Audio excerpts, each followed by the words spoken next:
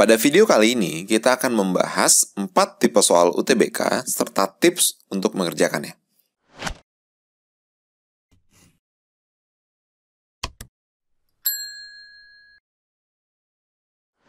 Sejak tahun kemarin, 2019, TPS, Tes Potensi Skolastik, telah masuk ke dalam bahan uji UTBK. Ada 4 tipe soal dalam UTBK, yang mana 2 diantaranya baru pertama kali muncul di tahun 2019, dan kemungkinan besar akan muncul lagi di tahun ini, 2020.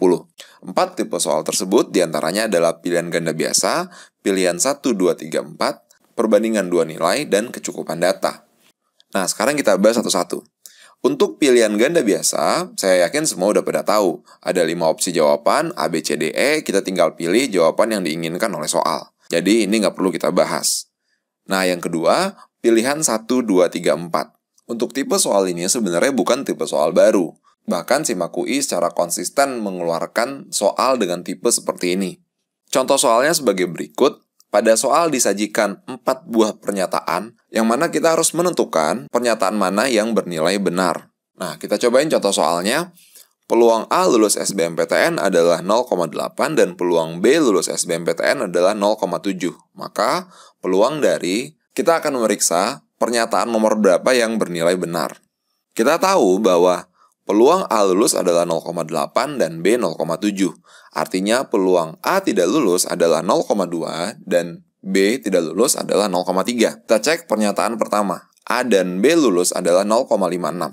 Kalau A dan B harus lulus, peluang A lulus kan 0,8, peluang B lulus 0,7, tinggal kita kaliin jadinya 0,56. Maka pernyataan pertama bernilai benar. Nah, kalau kita mengacu pada opsinya, kalau pernyataan 1 benar, maka otomatis pernyataan 3 benar. Jadi pernyataan 3 udah nggak perlu kita cek lagi. Sekarang kita cek pernyataan kedua. A dan B tidak lulus, peluangnya adalah 0,6. Oke. Peluang A tidak lulus itu adalah 0,2 dan peluang B tidak lulus adalah 0,3. Kalau kita kaliin jadinya adalah 0,06. Nah, maka pernyataan kedua itu bernilai salah. Sehingga kalau 1 benar, 2 salah, maka 3 benar. Kalau kita cocokin dengan pilihan yang ada di opsinya, maka jawabannya adalah 1 dan 3, yaitu B. Jadi, tips untuk mengerjakan tipe soal seperti ini adalah yang pertama dilakukan, cek dulu pernyataan 1 atau 3. Bisa pilih salah satu yang kita anggap paling mudah. Jadi nggak perlu cek dua-duanya. Kalau salah satunya benar, maka pasti dua-duanya benar, begitupun sebaliknya. Kalau salah satunya salah, maka pasti dua-duanya salah. Lalu kita bisa masuk ke pernyataan 2, baru ke pernyataan 4. Nah, sekarang kita masuk ke tipe soal yang ketiga, yaitu perbandingan 2 nilai. Tipe soal ini baru keluar di tahun 2019, UTBK tahun kemarin. Tipe soal ini hanya terdiri dari 4 opsi.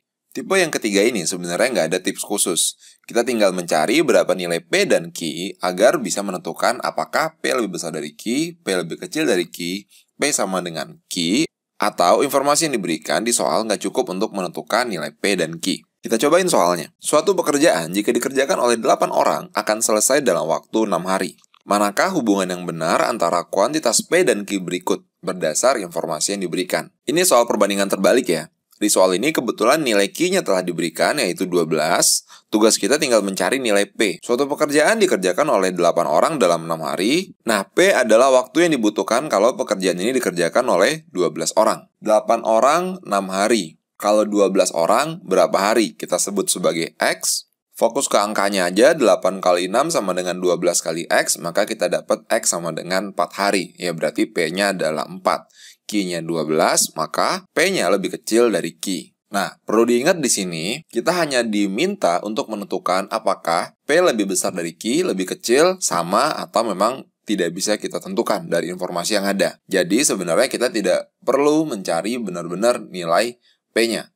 Untuk beberapa kasus, bisa jadi nilai yang kita ingin cari, angkanya nggak bagus, bisa koma-komaan, akar-akaran. Asalkan kita bisa memperkirakan apakah dia lebih kecil atau lebih besar, itu sudah cukup.